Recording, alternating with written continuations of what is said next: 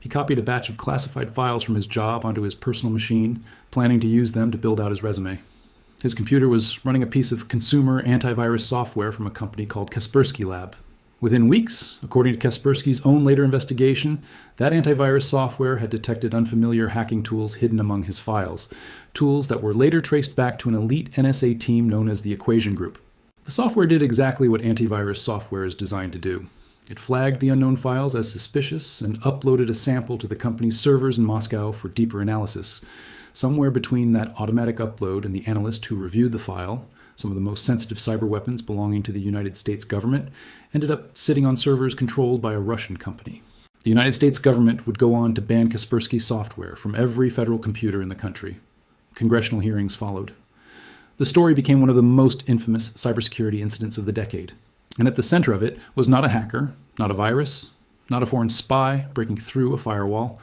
It was a single default setting inside antivirus software, a setting that silently uploaded files from a home computer without the user ever being asked a direct, plain language question about it. Here's the part almost nobody talks about.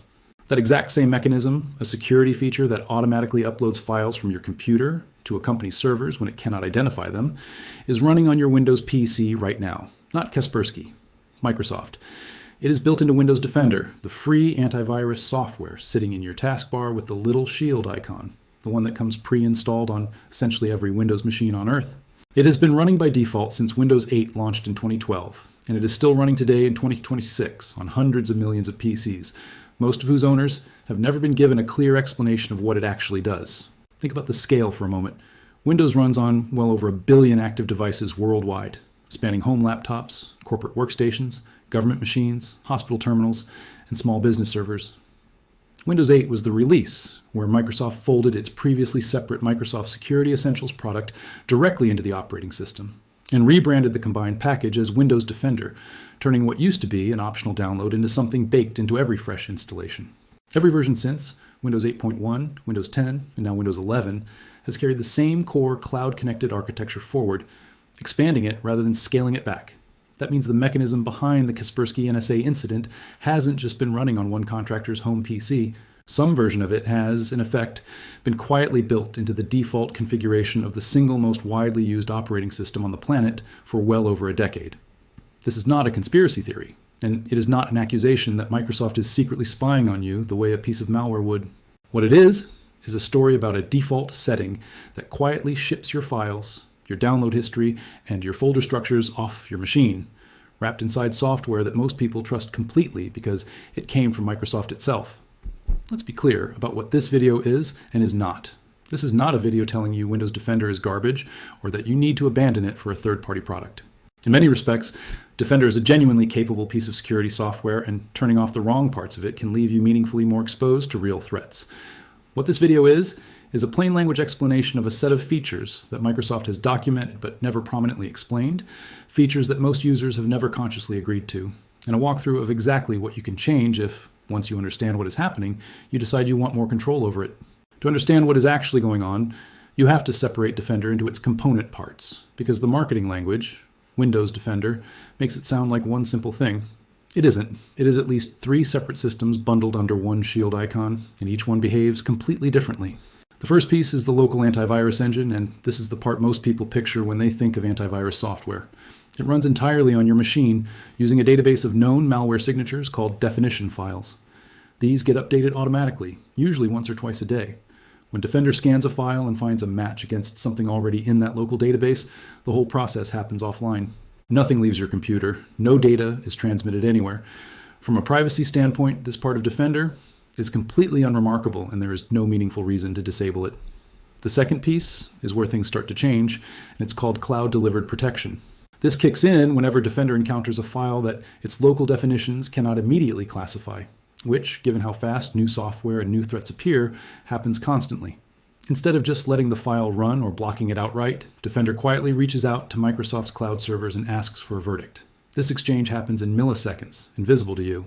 But what actually gets sent in that exchange is worth sitting with. According to Microsoft's own published documentation on how cloud protection works, the metadata sent can include the file's name, its size, its digital signature, the complete file path on your hard drive, meaning every folder name the file is nested inside, the URL the file was downloaded from, and behavioral data describing what the file does once it starts running. Think about what that means in practice. Every time you download a program and Defender isn't already familiar with it, the website or link you got it from is logged and sent to Microsoft. The exact folder structure on your hard drive, which might include something as mundane as downloads or something far more revealing like a project name, a client name, or a personal folder label, gets transmitted as well. The third piece is the one that tends to catch people off guard the most: automatic sample submission. When cloud-delivered protection cannot make a confident determination just from metadata, it escalates. Rather than only sending information about the file, Defender sends the file itself, the actual executable, script, or binary, up to Microsoft's servers for deeper analysis. This is not a hypothetical edge case. Microsoft's own support documentation confirms that this setting, called Send Safe Samples Automatically, is switched on by default on every standard Windows installation. Microsoft draws a line here between what it calls safe samples, meaning file types not typically associated with personal information, such as executables, scripts, and DLL files, which get uploaded automatically without asking you, and other file types like Word documents or spreadsheets, which are supposed to prompt you first. But that distinction is thinner than it sounds. An executable file is not an empty box. It can contain hard-coded configuration data, embedded strings, proprietary business logic, internal references to your systems, and in the case of custom-built tools, the actual intellectual property of whoever wrote it. If you're a freelance developer, a small business owner, or an engineer who wrote an internal tool for your company, and that tool happens to be new or unusual enough that Microsoft systems haven't seen it before, it becomes a candidate for automatic upload. Developer forums are full of first-hand accounts of exactly this happening. Programmers discovering, sometimes purely by accident, that Microsoft's telemetry systems had built a surprisingly detailed profile of the custom software running on their machines, all through a pipeline they never explicitly agreed to. Microsoft's own documentation states plainly that once files reach cloud protection, they can be scanned, detonated in a virtual sandbox, and run through machine learning models trained on data pulled from Windows machines, Microsoft 365, Azure, and Exchange systems worldwide. That is an extraordinarily powerful security capability. It is also, from a privacy perspective, a system where your unpublished code can end up sitting on a stranger's infrastructure, analyzed by automated systems, and potentially retained as a future reference point. Then there's a fourth system, one that operates completely separately from sample submission but gets confused with it constantly: SmartScreen. Most people assume SmartScreen and sample submission are the same feature.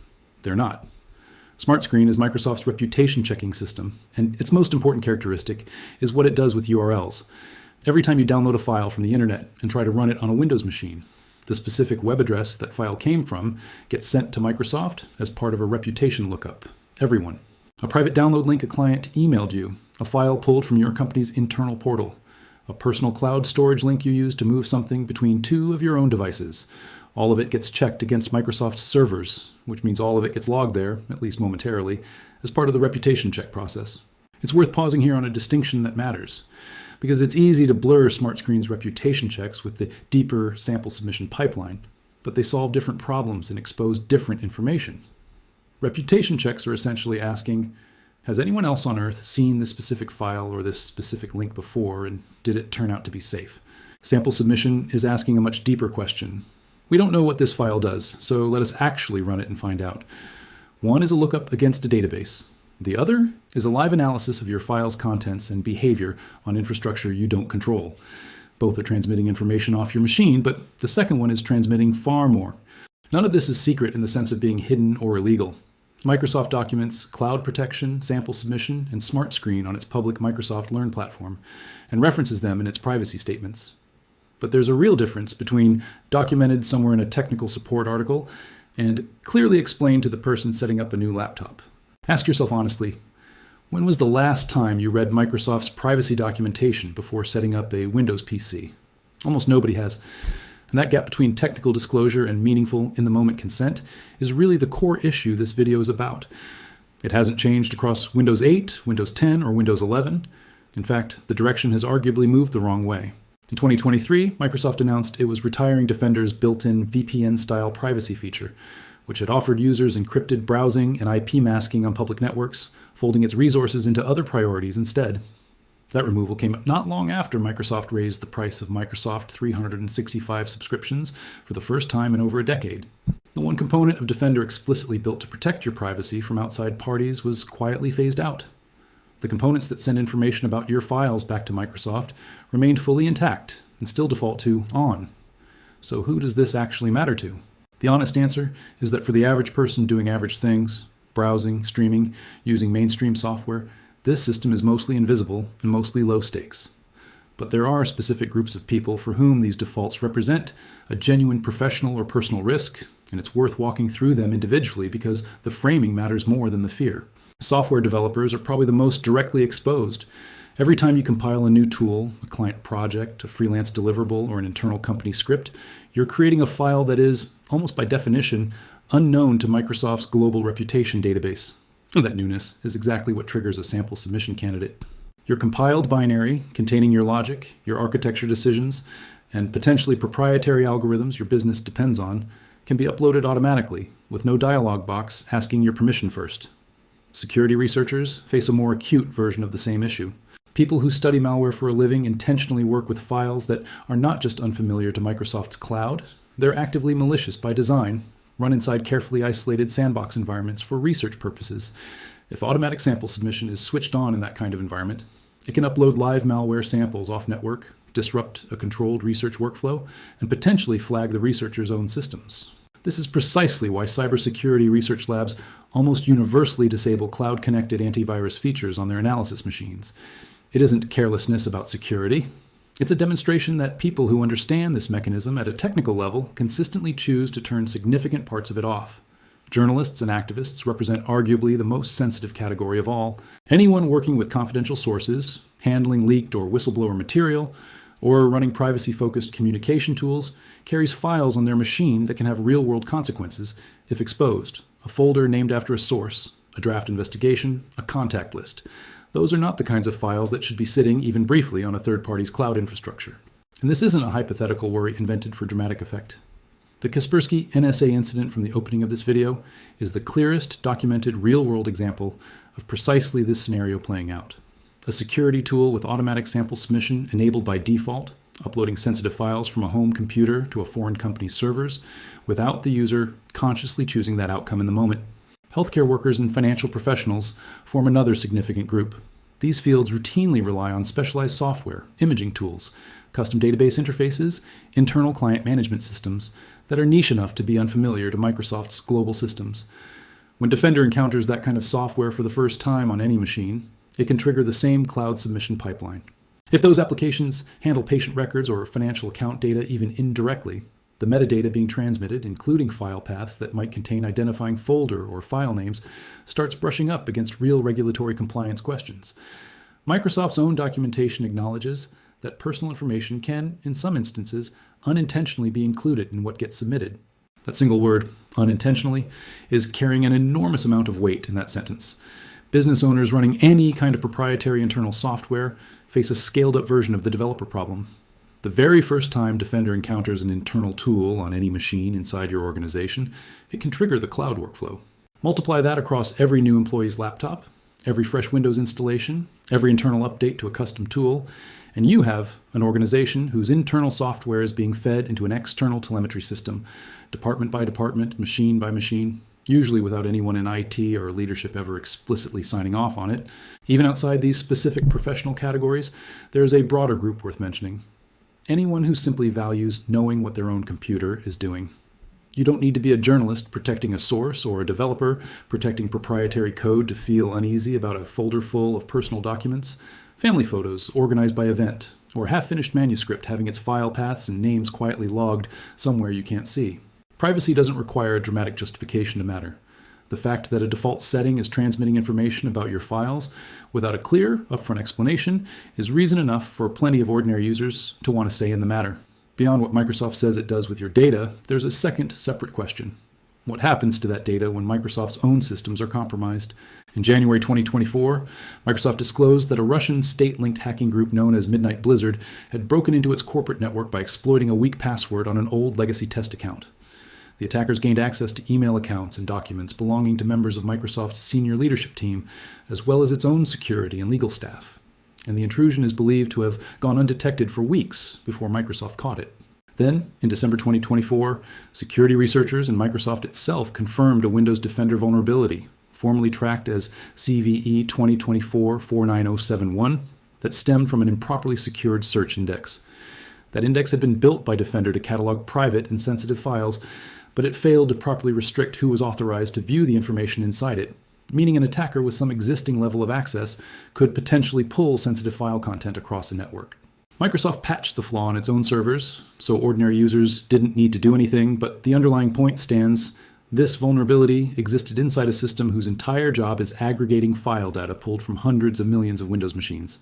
According to research published by the identity security firm Beyond Trust, Microsoft disclosed over 1,300 vulnerabilities across its product line in 2024 alone, a record high and an 11% jump from the year before, spanning Windows, Office, Edge, and Azure. A system that centralizes file samples and metadata at that scale is, by definition, one of the most attractive targets in the world for a sophisticated attacker, and the more sensitive the data flowing into it, the bigger that target becomes. There is also a quieter, legal dimension to consider. Microsoft, like every major American technology company, is periodically compelled by valid legal orders to hand over user data it holds. For the overwhelming majority of people doing ordinary things on their computers, this will realistically never touch them. But for journalists protecting sources, lawyers handling privileged case files, or activists doing politically sensitive work, the knowledge that file metadata, and in some cases actual file samples, from their machines exist somewhere inside Microsoft's cloud infrastructure, potentially subject to legal process across multiple jurisdictions, is not an abstract concern. It's a documented feature of how large cloud infrastructure providers operate, not a paranoid exaggeration. A pattern runs through everything covered so far, and it's worth naming directly. The settings that transmit your data outward are switched on by default, and the interface actively discourages you from turning them off. The settings that limit what Microsoft receives are tucked several menus deep, and when you do find them, they're framed almost entirely around what you stand to lose in security terms, with little to no acknowledgement of what you gain in return. Try switching off automatic sample submission, and Windows will greet you with a warning that your device may be vulnerable. That message is technically accurate, but it's also engineered, whether intentionally or not, to make the average user feel anxious enough to immediately reverse the change. It emphasizes the security trade-off. It says nothing about the fact that you've just gained meaningful control over which of your files leave your machine in the first place. That's not a neutral disclosure. It's a nudge. Before getting into exactly what to change, it's worth being honest about the trade-offs involved, because pretending there's a free lunch here wouldn't be accurate. Microsoft's own published research indicates that roughly 96% of malware files that Defender detects and blocks are observed on only a single machine, ever. That statistic is genuinely striking, because it means the overwhelming majority of real-world threats today are unique and effectively brand new, never cataloged anywhere before they show up on someone's computer. Local definition files, which only refresh once or twice a day and only contain signatures for already known threats, are essentially powerless against that category of attack. Cloud-delivered protection, and specifically a capability Microsoft calls block at first sight, is the mechanism that catches those novel threats within seconds of them appearing anywhere on Earth for the first time. And it only works because of the cloud-connected pipeline described throughout this video. If you switch that entire pipeline off, you are meaningfully increasing your exposure to zero-day attacks and freshly built malware. That's a real cost, not a scare tactic, and it deserves to be said plainly rather than glossed over, because an informed choice only counts as informed if you've actually been shown both sides of it. The good news is that there's a middle path, and it starts with understanding that cloud-delivered protection and automatic sample submission are two related but distinct settings, not one single toggle. Treating them as identical is the most common mistake people make once they start looking into this. Here's how to find them. Open the Start menu and search for Windows Security, then open it. Click into Virus and Threat Protection, then select Manage Settings under the Virus and Threat Protection Settings heading. Scroll down that page and you'll find two switches sitting right next to each other. The first is labeled Cloud Delivered Protection. Directly beneath it is Automatic Sample Submission. Cloud Delivered Protection governs whether Defender contacts Microsoft's servers at all for real-time threat intelligence. The metadata level exchange described earlier, covering file reputation checks and behavioral signals. Switching this off entirely means Defender relies solely on its local definition files, with no outside input whatsoever. For most people, even those who care deeply about privacy, this is the more consequential trade-off, and probably not the one worth making, since the data involved here is comparatively less sensitive than a full file upload, while the security benefit from keeping it on is real and well documented. Automatic sample submission is the setting most worth your attention, because it's the one that governs whether actual files, not just information describing them, leave your computer and land on Microsoft's servers. Turn that one off. You'll see the "your device may be vulnerable" warning appear. Read it, understand what it's telling you, and then recognize it for what it actually is. A message engineered to maximize the odds you'll immediately switch the setting back on, not a balanced explanation of the choice you just made. What you've actually done is disable the specific mechanism that copies executables and scripts off your machine and onto Microsoft's infrastructure. Your local antivirus engine keeps running exactly as before. Real-time protection against known threats stays fully active. The only thing that changes is that your files stop being uploaded elsewhere. That's a reasonable, measured privacy decision, and it happens to be the same one that developers, security researchers, and privacy-conscious professionals land on consistently once they understand what the toggle actually controls. For the vast majority of people watching this, that single change, leaving cloud-delivered protection switched on while turning automatic sample submission off, represents the most sensible balance available. You keep the real-time threat intelligence that catches brand new malware. You stop your actual files from leaving your machine without a conversation. That's the configuration that makes sense for the broadest range of users, from someone who just wants a bit more control over their own laptop to a freelancer worried about a client's proprietary files. One more practical note before wrapping up. If you manage more than one PC, whether that's a household with several laptops or a small office with a handful of workstations, these two settings live locally on each machine, so changing them on your own computer doesn't change them anywhere else. If privacy is the goal across every device you're responsible for, you'll need to walk through the same virus and threat protection menu on each one individually, or push the change centrally through a management tool if your organization has one set up. It's a small extra step, but skipping it means half your devices are still uploading files while you assume the problem has already been solved. Zoom out, and the underlying principle here isn't really about Microsoft specifically, or about being anti-corporate for its own sake. It's a much simpler idea. Any feature that uploads files off your computer to a company's servers should be something you knowingly opt into, with a plain language explanation of what's happening before it ever starts running. Not something switched on silently the moment you finish setting up a new PC, left running for years, while the real explanation sits buried in a support article almost nobody reads. That standard, often summarized as privacy by default, where meaningful data collection requires an active, informed choice rather than a hidden opt-out, is exactly the principle regulatory frameworks like Europe's GDPR were built to enforce. Windows Defender, across Windows 8, Windows 10, and Windows 11, has never quite met that bar. Now that you know exactly what's running in the background and exactly which two switches control it, what you do next is entirely up to you.